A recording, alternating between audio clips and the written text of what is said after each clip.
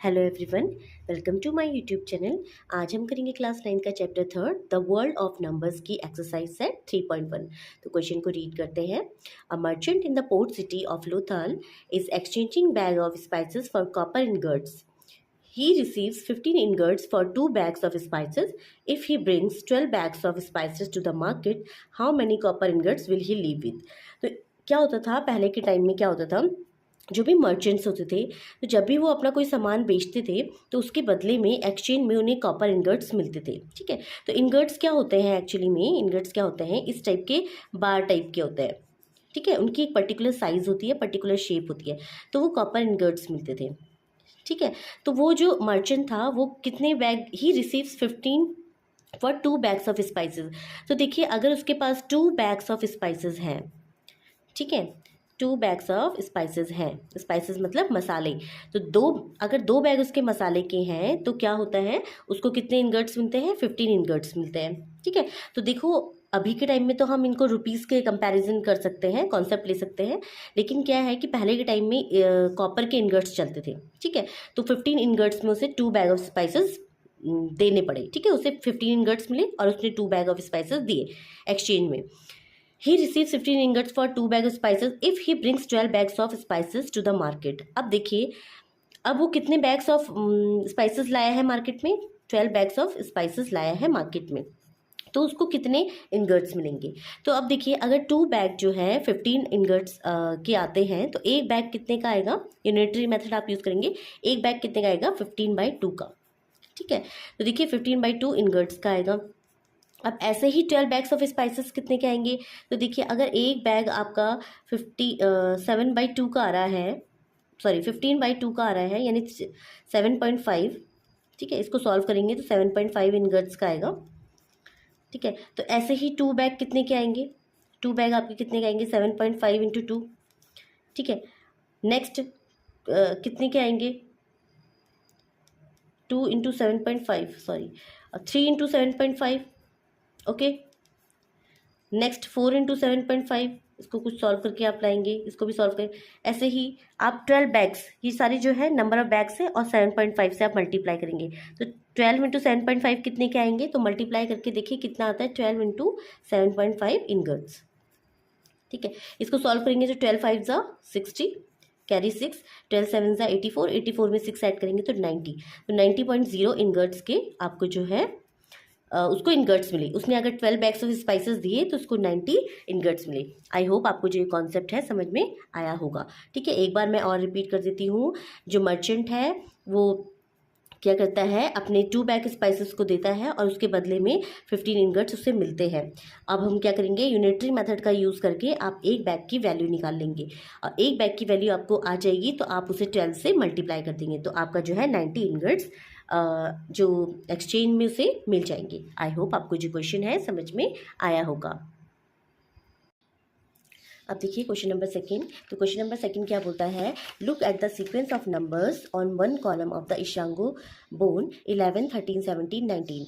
ठीक है, तो अगर आप चैप्टर के फर्स्ट इंट्रोडक्शन वीडियो देखेंगे तो इशांगो बोन है और उस पर जो है ये कॉलम्स टाइप के बने हुए हैं। तो इसमें जो फर्स्ट कॉलम है उसमें ये बताया गया है what do these numbers have in common. तो उसमें ये बताया गया है कि इन नंबर्स में क्या कॉमन है। तो देखिए पहला नंबर लिया है 11, दूसरा लिया है 13, तीसरा 17, चौथा 19। तो इनमें एक्चुअली में कॉमन क्या था, अगर आप 1 की टेबल पढ़ें तो 1 की टेबल में 11 टाइम्स आता है और 11 की टेबल में 11 1 जा 11 1 टाइम आता है। तो अगर आप कॉमन देखेंगे ऐसे ही 1 और 13, ऐसे ही 1 और 17, ऐसे ही 1 और 19, तो अब आप क्या देखेंगे कि ये जो 11 13 17 और 19 है ये या तो अपनी टेबल में आते हैं या तो 1 की टेबल में आते हैं। तो इसका मतलब हम यहाँ पे ये बोल सकते हैं कि ऐसे नंबर इसमें क्या है, ऑल दीज, ये सारे क्या है, all these are prime numbers. आप लिख सकते हैं all these are prime numbers. ठीक है, तो ये सारे प्राइम नंबर्स हैं जिसमें क्या है, एग्जैक्टली इसके कितने फैक्टर हैं, दे हैव एग्जैक्टली 2 फैक्टर्स। और ये 2 फैक्टर्स कौन है, या तो ये 1 है एंड या फिर इटसेल्फ।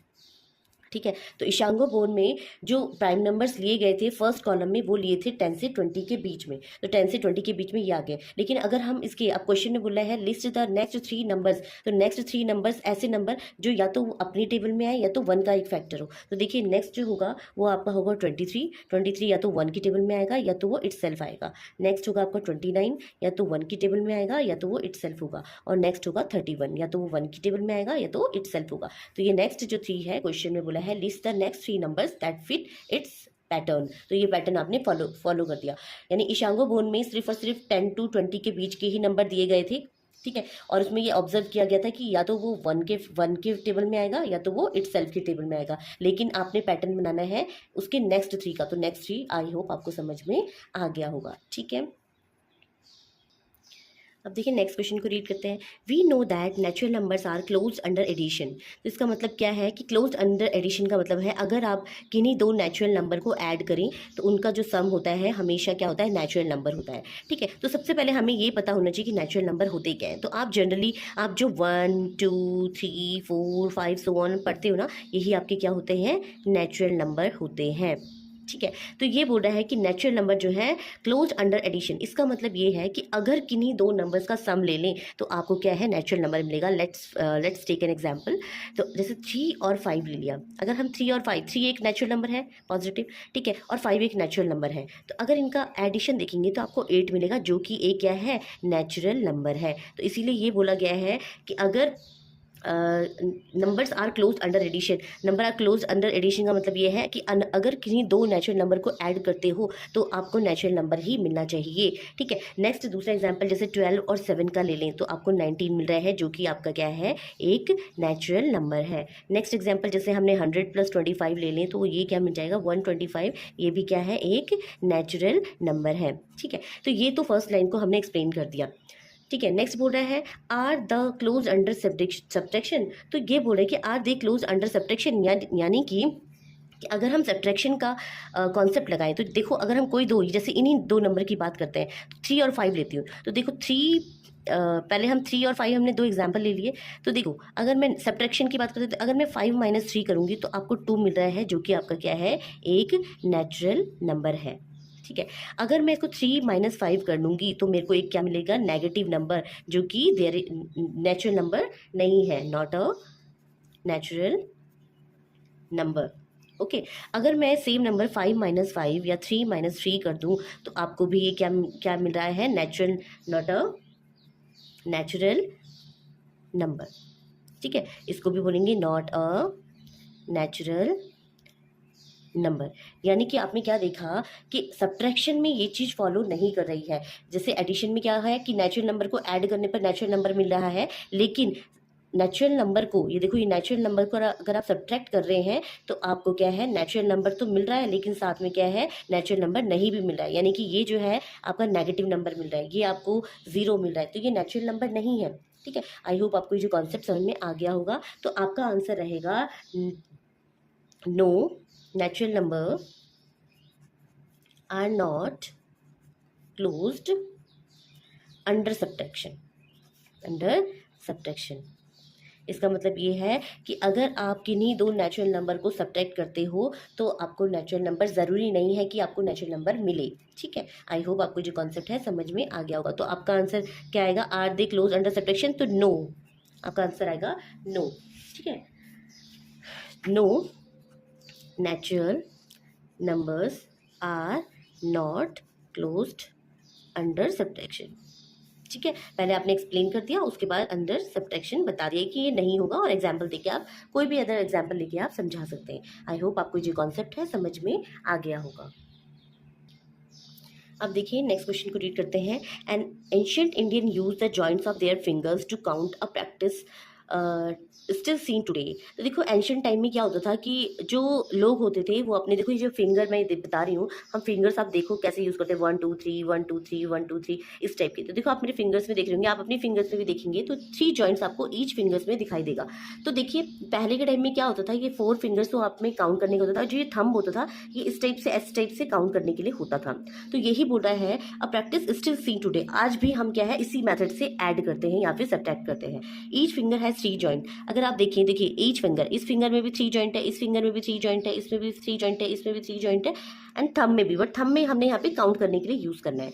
तो each finger has three joints and the thumb is use to count them. तो थंब को आपने काउंट करने के लिए यूज करना है। How many can you count on one hand? अब वन हैंड में आप कितने काउंट कर सकते हो? तो आपको पता होना चाहिए ईच फिंगर्स में कितने जॉइंट्स हैं, थ्री जॉइंट्स हैं, ठीक है। तो अगर एक फिंगर में थ्री जॉइंट है तो आपकी फोर फिंगर्स हैं, फोर फिंगर्स में कितने जॉइंट्स होंगे, 3 × 4 जॉइंट्स, ठीक है। तो टोटल अगर आप काउंट करें तो आपके कितने जॉइंट्स होंगे, 12 जॉइंट्स होंगे, ठीक है। तो क्वेश्चन में यही बोल रहा है how many can you count on one hand? तो we can count on one hand are 12 joints, ठीक है। आप 12 जॉइंट्स को अपने हैंड में काउंट कर सकते हैं। नेक्स्ट है how does this relate to the ancient base 12 counting system? तो ये किस तरीके से आपका एंशिएंट बेस काउंटिंग सिस्टम को फॉलो करता है? तो आप बोल सकते हैं, आप ऐसे बोल सकते हैं, since we can count 12 on one hand using the thumb, hence the ancient base 12 counting system was natural and convenient for them, ठीक है। तो मैं इसको लिख लेती हूँ। देखिए, we can count 12 on one hand using the thumb, hence the ancient base 12 counting system was natural and convenient for them, ठीक है। और आई होप आपको ये जो क्वेश्चन है समझ में आ गया होगा। और क्वेश्चन में ये बोल रहा है how many can you count on one hand? तो पहला आंसर है 12 जॉइंट्स, और दूसरा how does this relate to the ancient based 12 counting system, तो आपका ये आंसर रहेगा। ओके, तो आई होप आपको जो क्वेश्चंस है समझ में आ गए होंगे। Thanks for watching.